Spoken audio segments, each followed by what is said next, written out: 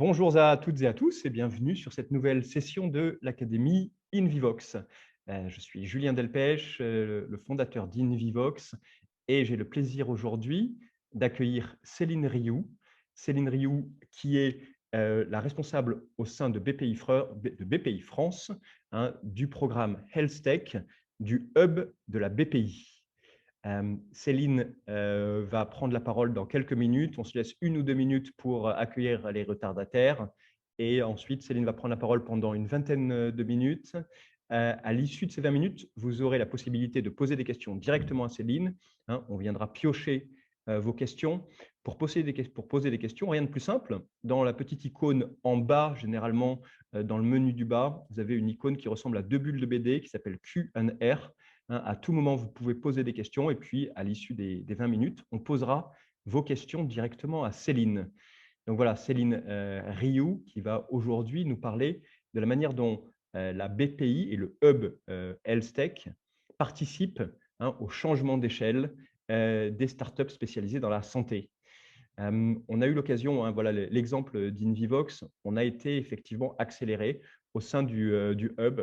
Et pour nous, ça a été une véritable opportunité d'être mis en relation avec des industriels. Ça peut être des industriels dans le monde du DM, dans le monde pharmaceutique, mais aussi avec des institutionnels.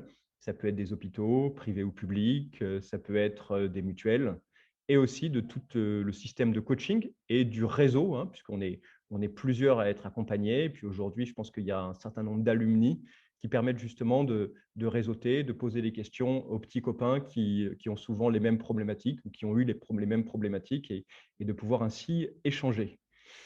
Donc voilà, voilà pour aujourd'hui.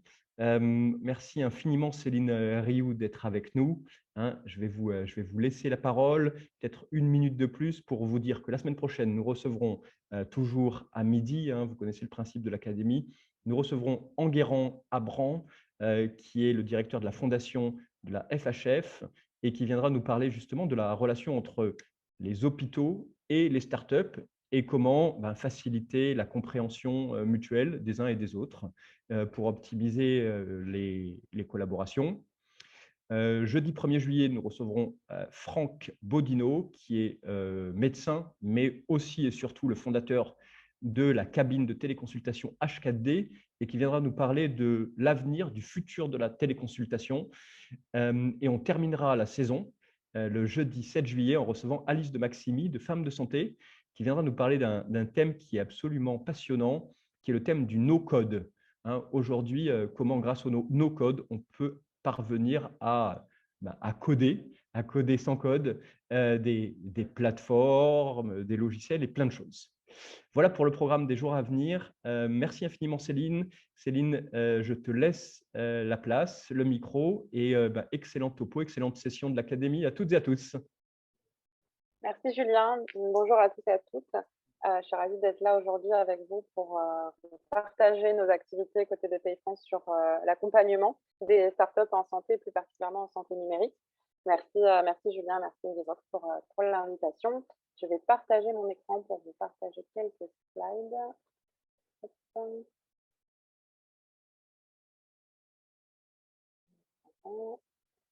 J'espère que ça fonctionne, sinon je compte sur l'équipe pour me faire signe si jamais ça n'apparaît pas à l'écran. Donc le sujet effectivement aujourd'hui, c'était de vous en dire un petit peu plus sur l'accompagnement des startups santé numérique vers le changement d'échelle côté BPI France. Donc moi je m'occupe du programme HealthTech, donc du programme dédié aux startups de la santé du Hub chez BPI France, et je vais vous en dire un petit peu plus sur ce qu'on fait au Hub.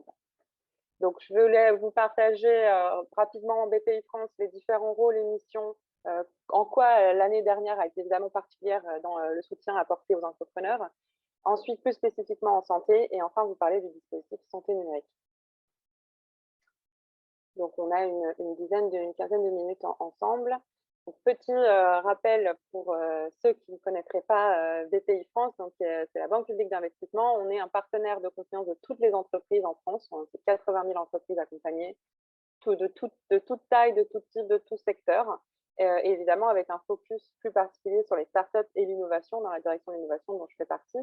L'idée, c'est d'être un outil financier au service de l'intérêt général et d'aider à dynamiser l'économie. Donc, ça représente 90 milliards d'euros sous gestion, donc c'est pas rien, on est un des plus gros fonds souverains européens, avec des actifs en capital investissement, en financement, donc bien séparer les deux. Le capital investissement, c'est la prise de part au capital où on prend des parts en equity dans les sociétés, et le financement, c'est tout ce qui va être prêt, garantie de prêt, subvention, avance remboursable, etc. Et ensuite, tout ce qui est activité, assurance, export également. On est très implanté en région, avec 52 implantations régionales. Donc, chaque entrepreneur a son référent chez DTI au sein des directions régionales qui sont implémentées un peu partout dans les territoires.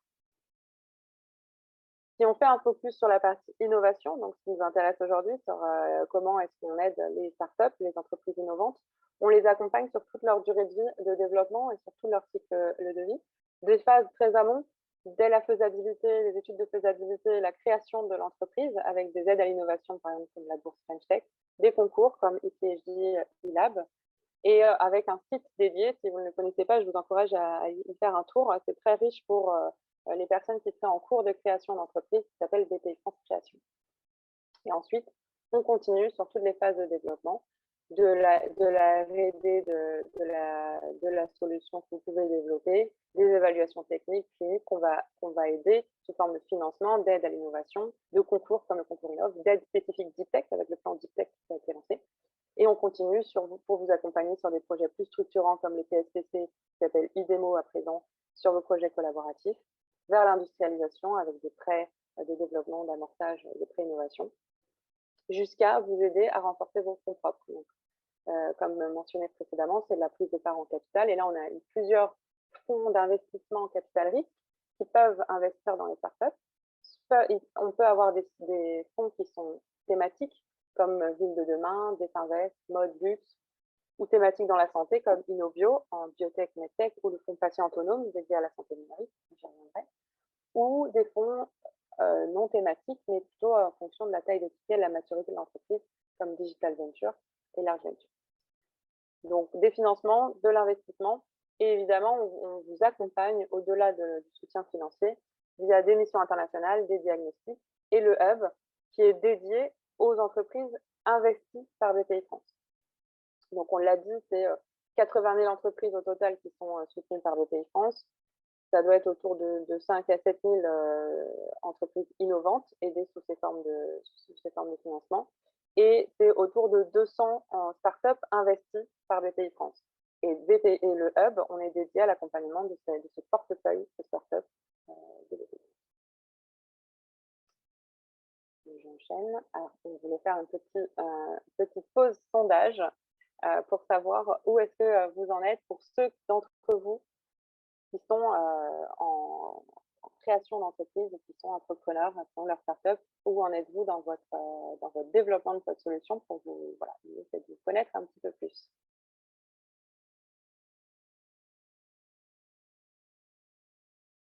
Et là, Marion, on attend un petit peu les résultats. Oui, on attend être à 80% et après on clôture le vote. Ok. Tac. On laisse encore un peu 5 secondes et je mets fin au vote. Hop, je mets fin au vote. Et les résultats. Super. Ok. Donc, aux deux extrêmes du cycle de vie. Donc, une partie en début de création, étude de faisabilité de leur projet, et l'autre partie plutôt en industrialisation déjà et en développement commercial. Très bien, c'est intéressant. Ça va être des différents leviers, différents types d'accompagnement qu'on va pouvoir vous proposer. Mais, merci en tout cas pour vos réponses. Donc, tout ce qu'on vient d'expliquer, ça concerne toutes les startups et toutes les entreprises innovantes, tout secteur confondu. Je voulais vous faire un petit zoom sur les activités en santé, puisque la santé est un secteur clé pour BPI France. Et notamment l'année dernière, qui a été une année évidemment hors du commun, et énormément de soutiens ont été apportés à tous les entrepreneurs et l'économie en général, et qu'on voit dans les chiffres de BPI France, puisque BPI France étant opérateur des plans menés par le gouvernement. Ça se reflète dans nos activités. Donc, je reprends toujours les 3 grands métiers. Financement, donc on a eu 3 milliards d'aides à l'innovation en 2020, versus 1,3 milliard en 2019. Donc là, on voit l'importance de l'impact de la pandémie qu'on a vécue et de toutes les initiatives qui ont été mises en place. Donc les TSPC Covid pour aider au développement de thérapies et de vaccins contre le Covid, AMI Capacity Building pour renforcer nos capacités de production de produits pharmaceutiques, médicaments en France, et le plan de relance du secteur confondu pour redynamiser l'économie. Et dans ces 3 milliards, c'est 420 millions dédiés à la santé. Côté investissement, donc sont 4,3 milliards sous gestion, 460 millions investis l'année dernière versus 314 investis en 2019. Donc là encore, on voit le rôle de BPI France qui est de soutenir l'économie et l'activité des fonds. BPI France investit toujours en co-investissement, mais jamais majoritaire, et va venir se positionner aux côtés de fonds d'investissement privés de la place qui vont investir dans les startups. Et notre rôle véritablement dans ces situations de crise est de venir encourager les investisseurs privés à continuer à investir dans les startups malgré des situations un peu difficiles. Et donc, dans ces 463 millions investis, 126 millions investis en santé, via différents fonds, donc mentionnés précédemment, Digital Large Venture, Patient Autonome, Innovio, et les fonds, les obligations converties liées au plan de Big Tech également. Et comme je le disais, donc on accompagne ces différentes entreprises également sur la santé, par exemple sur des missions à l'international. On a des missions en ce moment ouvertes pour les startups qui souhaiteraient se développer en Corée et en Japon. On a également le programme avec Business France de Next Healthcare qui accompagne les startups MedTech et e-santé aux États-Unis et au Canada. On a des diagnostics qui peuvent vous intéresser, qui sont ouverts à tous et qui vous permettent de vous accompagner notamment sur la réponse à des appels à projets européens comme EIC Accelerator. Donc, ce sont des gros projets où vous pouvez avoir jusqu'à 2,5 millions de subventions qui demandent des dossiers très complets et assez spécifiques. Et donc, ces diags vous permettent de vous aider à financer une aide, un consultant qui va vous aider à monter le dossier. C'est aussi intéressant. Et l'équipe du Hub, que je vais vous détailler par la suite, donc, qui accompagne le portefeuille. Petit zoom pour vous ayez les informations des appels à projets et concours qui sont aujourd'hui en cours. Le concours Innov, la dernière vague s'est terminée, mais il y a une nouvelle vague à venir probablement vers la rentrée. Donc là, c'est l'accélération, c'est accompagner le développement et la mise sur le marché de solutions économiques innovantes avec des thématiques en fonction des vagues. Le plan de relance, donc soutien au secteur stratégique. La vague, l'appel à projet a été prolongé jusqu'au 7 septembre. Le grand défi santé numérique, donc spécifique pour la santé numérique, sur le même format que les grands défis IA et santé de l'année dernière, pour ceux qui auraient peut-être répondu. C'est à venir et ce serait courant de la semaine prochaine que le cahier des charges sera précisé sur l'appel à projet grand défi. L'appel à manifestation d'intérêt santé numérique, qui fait partie des stratégies d'accélération du PIA 4 du plan de relance, s'est terminé hier.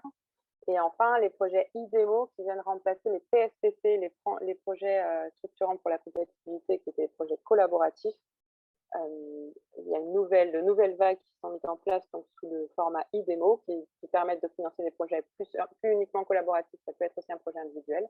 Et là, c'est plusieurs vagues jusqu'au mai de l'année prochaine. Ici, c'est pas forcément moi je fais partie du Hub, donc c'est pas forcément le cœur de nos activités. Si vous avez des questions, je pourrais essayer d'y répondre ou vous rediriger ou vous partager les liens. L'autre activité dédiée à la santé numérique, c'est le fonds Patient Autonome, donc un fonds dédié à la santé numérique qui est investi dans Invivox également. Et qui donc est passé à 100 millions d'euros avec des souscripteurs privés. Ils ont déjà fait 6 investissements et ils se renouvellent et s'ouvrent à les souscripteurs privés pour pouvoir investir en 12 nouvelles participations. Et comment ça fonctionne? Donc, c'est une fois que la startup a été investie par l'un des fonds de BPI France, donc en santé numérique par exemple, le fonds Patient Autonome, on lui propose de rejoindre le programme, comme l'a fait Julien d'Invivox, qui est un programme d'accompagnement d'1 an. On est une équipe, on accompagne tout le portefeuille dans tout secteur confondu, mais ici, j'ai fait un zoom sur la partie santé, où on accompagne autant des biotech, des medtech que des startups en santé numérique. On a une équipe de 3 personnes. C'est vraiment un accompagnement sur mesure. On va plonger dans les enjeux de l'entreprise et voir comment est-ce qu'on va l'aider à grandir, à accélérer.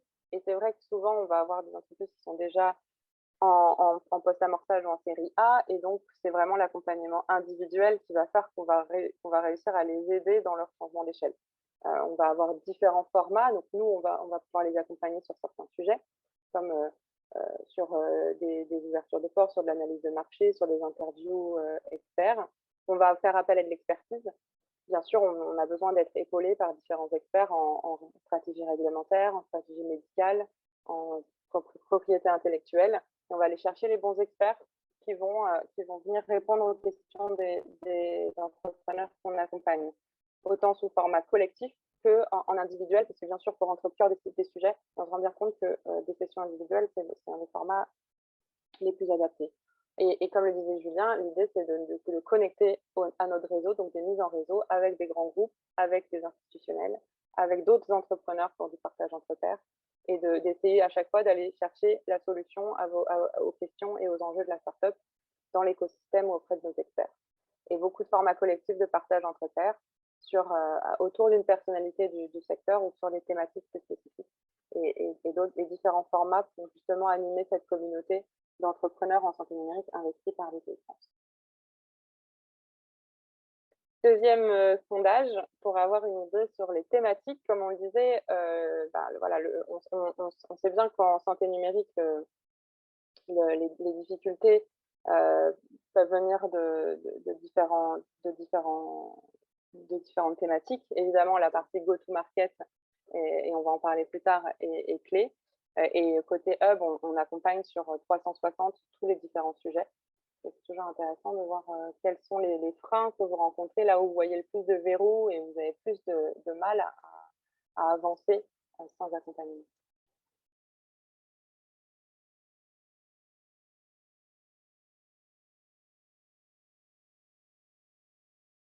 Et donc, pour compléter aussi ce que disait Julien, aujourd'hui, c'est à peu près une soixantaine de startups en santé qui sont investies par BPI France. Il y en a une trentaine d'alumni au hub qu'on essaye de faire rencontrer les entrepreneurs entre eux pour partager les bonnes pratiques, pour qu'ils puissent ensuite avoir recours à d'autres entrepreneurs de la santé pour échanger et pour partager les différents sujets.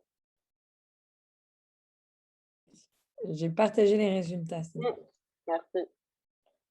Donc, effectivement, le premier sujet est de loin financement levée de fonds. C'est forcément le nerf de la guerre et clé pour le développement. Le sujet accès au marché, déploiement commercial et médico-scientifique avec le remboursement, c'est les deux sujets qu'on traite effectivement le plus souvent. La partie stratégie médicale, comment s'assurer qu'on a bien identifié le besoin médical auquel on veut répondre et qu'il est bien défini, et que notre proposition de valeur vient répondre à ce besoin médical, c'est la première partie. Mais ensuite, comment est-ce qu'on se dépatouille dans les différents chemins d'accès au remboursement. On pourra aussi vous partager, on a publié un guide d'accès au remboursement qui définit, qui reprend un peu tous le chemin possible et qui est disponible sur le site du Hub, qui reprend le droit commun, comment est-ce qu'on se fait rembourser par l'LPPR, comment est-ce qu'on fait pour se faire rembourser un nouvel acte, qui reprend le forfait innovation, qui reprend l'article 51, le programme étape, quelles sont les différentes particularités, qui sont les bons points de contact et quels documents existent pour vous aider à remplir ces différents dossiers. Et ensuite, les différentes thématiques. J'enchaîne. Alors, donc, hop, ici, donc voilà, là, je vous ai fait un petit panorama de vraiment les différentes activités de BPI France. Financement, investissement et accompagnement dédié au portefeuille ou accompagnement plus large ouvert à toutes les startups. Et je voulais vous partager l'initiative qu'on a lancée l'année dernière avec Chara Louafi, la directrice du Fonds Patient Autonome, dédié à la santé numérique. On s'est rendu compte qu'en santé numérique spécifiquement, le chemin était compliqué. Alors, quand on est purement organisationnel, à la limite, c'est peut-être plus simple. Et là, le chemin, il est plus simple pour qu'il l'ait. Et encore, il faut aussi être soutenu. Mais ensuite, pour tout ce qui va être dispositif médical, avec une proposition de valeur médical qui vient répondre donc à des revendications avec un chemin réglementaire d'accès au marché, de remboursement ou d'intégration, de diffusion de l'innovation au sein de l'hôpital, c'est compliqué. Et ça prend du temps de comprendre comment son innovation va s'intégrer dans l'écosystème. Et pour ça, il nous a semblé clé de mieux accompagner l'entrepreneur en amont, c'est-à-dire pour l'aider à construire sa proposition de valeur et son projet pour aller chercher des partenariats et pour aller chercher des levées de fonds de série A qui soient un peu plus conséquentes et qu'ils arrivent avec une proposition de valeur qui soit pertinente. On s'est rendu compte que les entrepreneurs, avant de venir voir BPI, étaient un peu isolés, ils n'avaient pas forcément les bons contacts, ils ne savaient pas exactement comment leurs produits allaient s'intégrer, et en plus faisaient face à différents interlocuteurs très silotés. C'est-à-dire qu'il y a les laboratoires pharmaceutiques, les assureurs mutuels, les établissements de santé, l'assurance maladie, qui n'ont pas forcément de vision désilotée. Et c'est très compliqué de voir comment est-ce qu'on va venir s'intégrer, comment on va trouver un business model, un modèle économique qui pourra fonctionner. Donc, on a lancé ce dispositif qui se base sur les trois piliers. Donc, de fédérer une communauté de ce qu'on a appelé donneurs d'ordre, ceux qui peuvent être des clients des startups, et des startups pour faciliter les interactions et faciliter les échanges et, in fine, les signatures de partenariats ou de contrats. De sélectionner un certain nombre d'entrepreneurs pour les accompagner plus spécifiquement sur un programme de 6 mois qu'on a monté avec Université de Paris et Fondation Université de Paris pour les aider justement sur les différents sujets de go-to-market à grandir et à avoir la bonne maturité et puis essayer de voir comment, quel contact, quelles connexions peuvent les aider à déverrouiller leur sujet. Et évidemment, une partie de financement qui est indispensable avec la montée en charge du fonds patient autonome et qui va pouvoir investir dans les startups de santé numérique. Je regarde le temps, j'accélère un petit peu. Donc ici, on parle d'un programme d'accompagnement plutôt en amont de l'investissement, là où le hub intervient plutôt en aval et qui est ouvert à tous. Donc on a 2 appels à projets par an, on en a un qui s'est terminé en mai et le prochain sera en fin d'année pour rejoindre ce programme de 6 mois. Qui est plutôt un accélérateur qui permet avec un mentorat. Chaque entrepreneur a un mentor qui le suit sur toute la durée du programme, des ateliers thématiques avec des experts de la communauté et des connexions avec justement les donneurs d'ordre qu'on a pu réunir autour de cette communauté. Les 6 premiers lauréats ont été sélectionnés sur la première promo, donc qui termine en ce moment, qui a lieu de janvier à juillet 2021.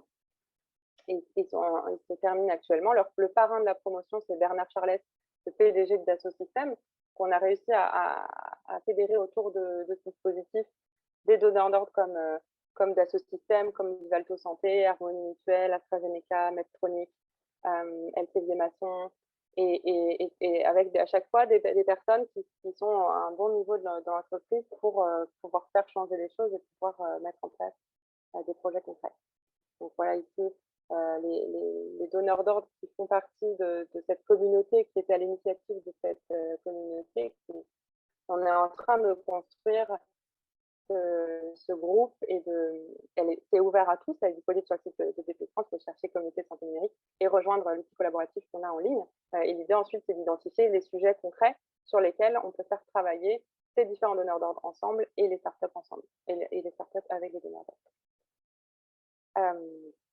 Donc l'objectif, voilà, c'est de faire parler ces différents acteurs qui aujourd'hui ne se parlent encore trop peu, d'identifier des terrains d'innovation, des verrous sur lesquels peut-être qu'en mettant un labo et un assureur, on va pouvoir déverrouiller un sujet et de faire monter les startups qui pourront proposer leur technologie.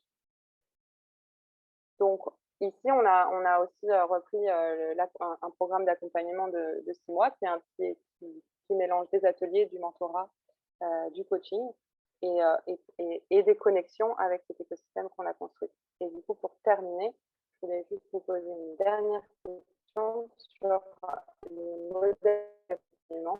Qu'est-ce qui vous semble le plus pertinent par rapport à vos besoins? Plutôt les conseils, expertise, d'avoir accès à des consultants, des experts techniciens de leur sujet, des retours d'expérience de vos pairs, d'autres entrepreneurs, du coaching personnalisé, plutôt mentorat coach, du partage d'informations, de guides, de bonnes pratiques, d'articles, des ateliers collectifs ou des connexions avec l'écosystème. Et ravi de discuter d'autres d'autres formats qui pourraient être pertinents.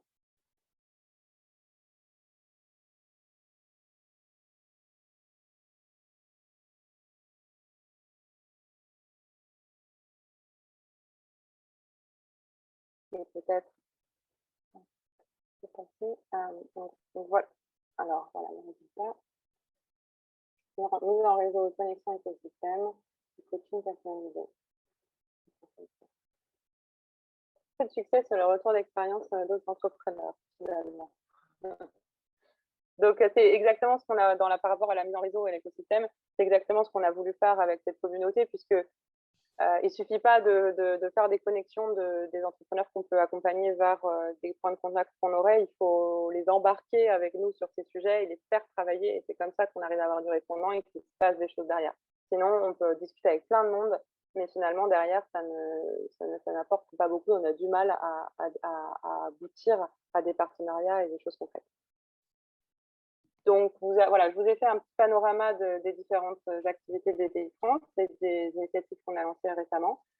Je pense qu'on pourra partager les liens ou le document avec les liens, mais de toute façon, vous pourrez retrouver tout ça sur le site de BPI France. Si vous êtes plutôt en création d'entreprise, rapprochez-vous de votre direction régionale. C'est votre chargé d'affaires qui va pouvoir vous orienter vers tous les bons modes de financement.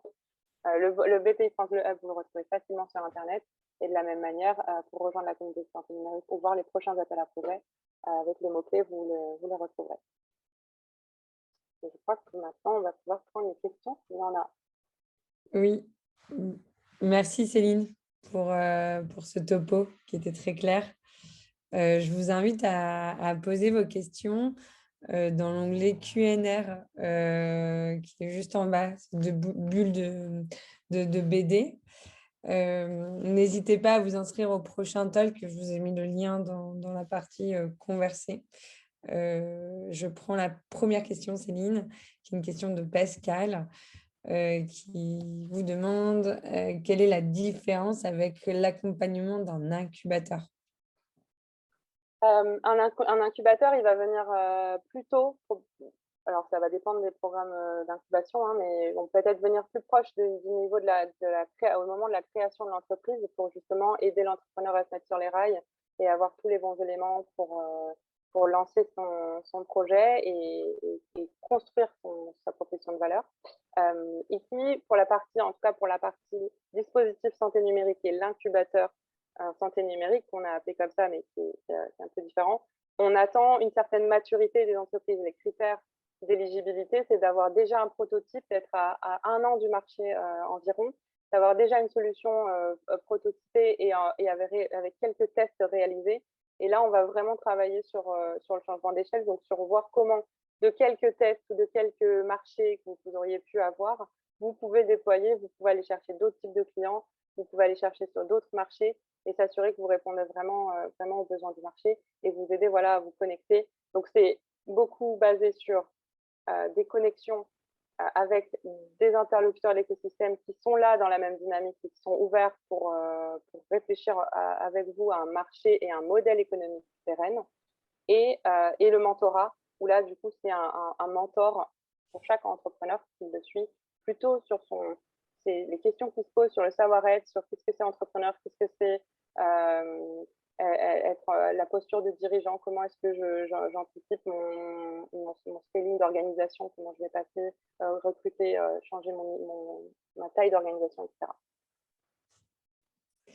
Merci. Une autre question. Comment accompagnez-vous la phase de validation d'un dispositif médical dans des études cliniques? Que c'est long, c'est coûteux et c'est administratif. Il y a beaucoup d'administratifs. Donc, comment accompagnez-vous cette phase? Alors, on va plutôt l'accompagner sur la part. Alors, il y aura les deux aspects. Il peut y avoir des études cliniques dédiées à l'accès au marché au niveau réglementaire. Donc là, on travaille avec des experts réglementaires qui aident à s'assurer qu'on a le bon protocole, qu'on a déjà des premières interactions avec les agences, qu'on arrive à avoir aussi des interactions avec la NSM, par exemple, pour les autorisations d'essais cliniques, et que le protocole définit le design de l'étude répond bien aux exigences réglementaires et s'assure. Donc, c'est plutôt une revue au niveau stratégique sur comment on positionne l'étude et comment elle viendra bien répondre aux contraintes réglementaires. Donc, c'est dans cette phase de réflexion. Et on s'assure également d'avoir, si c'est une étude clinique qui vient dans un process de remboursement, à s'assurer également qu'on a les éléments cliniques, médico-économiques, qu'on est bien positionné sur la stratégie de l'étude. Ensuite, sur la partie coûteuse, c'est plus en amont qu'il faut s'assurer et sensibiliser l'entrepreneur de bien prendre en compte dans son plan de développement et dans ses demandes de financement le coût représenté par les études cliniques, le coût d'un marquage CE, les délais qu'on connaît tous par rapport aux organismes notifiés et à la nouvelle réglementation. Malheureusement, on y fait tous face. Et en tout cas, il faut l'anticiper. Il faut anticiper que les délais sont longs, que ça va demander du cash et qu'il faut bien le préparer. Merci. Une autre question de Pierre. Quel est le délai de réalisation pour bâtir un projet de candidature? Je suppose pour intégrer le hub, par exemple. Alors, bien distinguer les deux. Sur la partie hub, LSEC, on est dédié au portefeuille de BPI France. Donc, la condition, c'est d'être investi par l'un des fonds de BPI France. Et c'est une fois que vous avez été investi qu'on vous propose de rejoindre le programme du hub. Et là, c'est automatique et il n'y a pas de plus de formalité que ça. On est vraiment aux côtés des investisseurs. Côté incubateur en santé numérique, là, c'est un appel à projet national ouvert à tous les entrepreneurs qui répondent aux critères d'éligibilité. Et c'est un dossier en ligne. Il faut compter, c'est un dossier classique, il est quand même un petit peu long. Il y a une dizaine de questions sur définir la proposition de valeur, quel marché on répond, la concurrence, très classique. Une petite vidéo de pitch à faire spécifiquement de quelques minutes et un deck à partager. Rien d'extravagant. En fonction de comment vous êtes préparé, si vous avez déjà répondu à ce type de dossier, ça peut être plus ou moins rapide. Merci. C'était la dernière question, Céline. Merci beaucoup pour votre intervention. Avec plaisir. Nous envoyons le replay dans les jours à venir. Et n'hésitez pas à poser vos questions directement à Céline si vous en avez d'autres. Et on partagera les documents avec plaisir, Céline. Avec plaisir, tout à fait. Merci à tous. Merci à tous et à bientôt sur l'Invivox Academy.